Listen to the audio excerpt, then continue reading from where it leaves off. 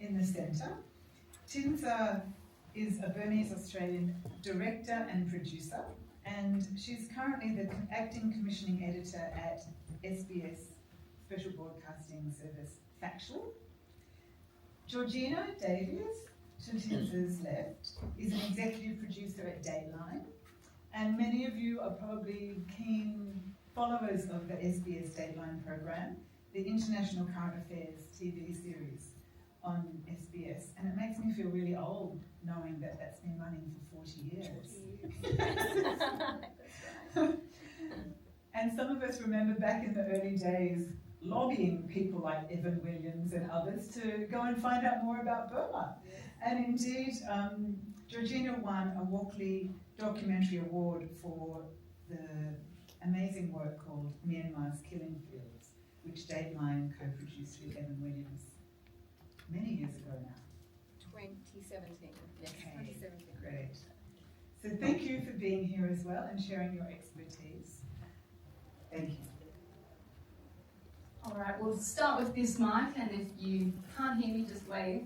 Mingla Lashan, thank you so much to DVB for supporting this film festival and raising awareness here. I think it's great to have an opportunity to get different people that have lived in Myanmar, have a connection with Myanmar, and care about what's going on. So thank you so much, everyone, for coming today. Change tack a little bit, and I welcome the question, because it is possible, I think, for some good news to emerge from all of this.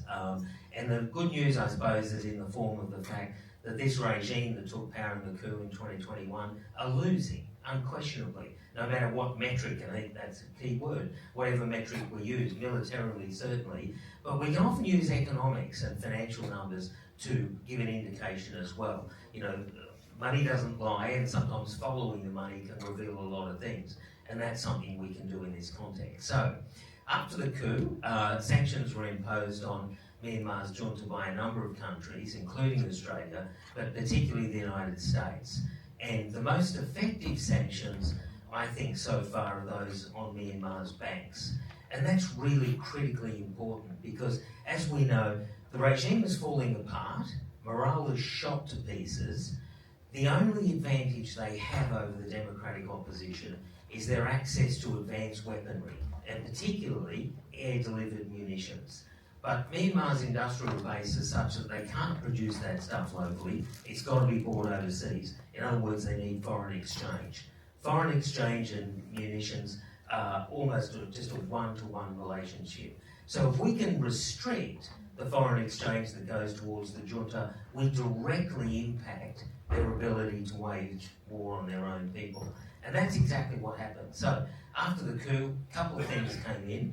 The Americans and then the Australians following up, and then the Canadians, Europeans, New Zealanders as well, sanctioned the Myanmar Foreign Trade Bank, the Myanmar Investment and Commercial Bank. Both of those state-owned banks were the principal vehicles through which the regime was able to get foreign exchange. And they also, in a wonderful act, which wasn't so much noticed at the time, but we sort of realise it now, given what's happened in Ukraine, was that the central bank, the Federal Reserve Bank of New York, seized, or froze the Central Bank of Myanmar's assets. That's over $1 billion that is there in the deposits of the Federal Reserve. Now we can imagine the impact of those reserves had the regime had access to that, over $1 billion in hard currency, and what they would have been able to do with that if it went to the military.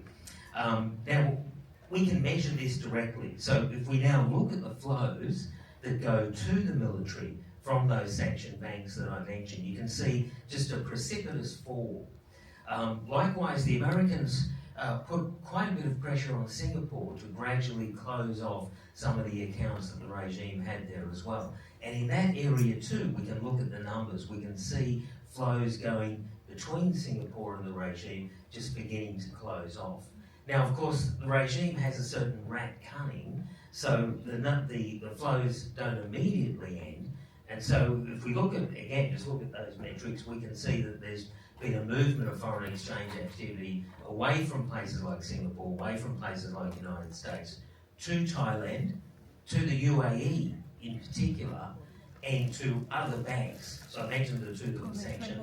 Now there's been a movement towards this big state-owned bank called the Myanmar Economic Bank, as well as some big private banks in Myanmar, KBZ, United Amara Bank, A Bank, basically enterprises that are hand in glove, the crony banks hand in glove with the military. So we can follow the money, we can see that sanctions are working, because we can see where the flows have been diverted. So the task now is to close off the loopholes, close off the channels of foreign exchange going to the regime. I think we're on the cusp of doing that. The Americans, I think, are about to sanction the Myanmar Economic Bank, and we may be able to get pressure on those private banks as well. We have to avoid a sort of whack-a-mole in this, going after one bank and just seeing the money pop up somewhere else. And there's ways that can be done that as well, which is basically to sanction the central bank and in effect close off all the money that goes into Myanmar through the formal banking system. Anyway, so just to say there's been quite some progress on that. Now the events yesterday, we might come to this later, could colour matters a bit. We need to be very careful about how the world reacts to the events yesterday. But just to say, there is some good news on that front. The regime is losing militarily, they're losing financially, and there are things coming down the pipeline that I think could accelerate both of those two things. There was a really interesting report last year that came out from the UN Special Rapporteur on Myanmar, and it was looking at, like Sean mentioned, the pressure on Singapore to track the money, to look at those transactions that were happening with two of the state-owned banks. So now Singapore has taken a really decisive approach, effective approach. So all these banking sanctions, banking transactions now all gone to Thailand, and that has increased. China doesn't want a vibrant democracy next to them, and there's all sorts of indicators that they were well aware of events beforehand. But then I think, they suddenly found in the person of Min Aung Hlaing and his little cohort people who were incredibly incompetent as well as incredibly savage. And so the potential benefits that came to China from having the military back in control, and that's principally the things that Twai Twai spoke about, the big Belt and Road Initiative, etc., some of those giant projects which was going to settle Myanmar with massive amounts of debt and which had been pushed back on by the previous civilian government. This regime essentially gave a big tick, opened the door to all these projects again. But then, of course, what they found, again, because of the incompetence of Min Aung Hlaing, etc., that they may have permission to go ahead with these projects, but Min Aung Hlaing and his cohort didn't have the reality on the ground. They couldn't promise the security for these pipelines, for the ports and all the rest of it. So China's found in its plans a big setback on that front. Then the rise in the illicit economy, the scam centres and all that, which initially were absolutely directed towards China and Chinese citizens. And in fact, most of those scam centres up on the border are actually the product of Chinese organised crime anyway, but then importing that crime back into China. So we quickly found China sort of changing its tune, putting pressure on Myanmar's military regime by giving support to the Three Brotherhood movement and some of the opposition. But then, of course, as Twai Twai mentioned, they had to pivot back again because suddenly they found that the regime was in real danger. That switch to the opposition had suddenly put Min Aung Hlaing, etc., under existential threat. And as Twai Twai said, now they've swung back again to put their support behind the military just because they fear their utter collapse. So this military regime, if they have anything, they have nothing anyway, but if they have any sort of creed that they say they stick to, it's about protecting Burma's sovereignty. And here they've done and gone and invited the PLA into Burma. Absolutely extraordinary surrender of sovereignty, and what an admission of failure on top of everything else. I think the private security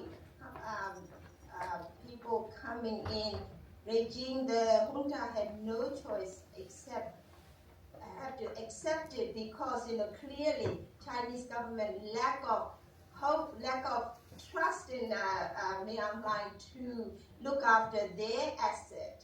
So this is clearly the sign that you can't protect our assets, and now let us allow to come in and protect our own. And thank you again to DVB, Chan, and so many people here that are behind the scenes organising it.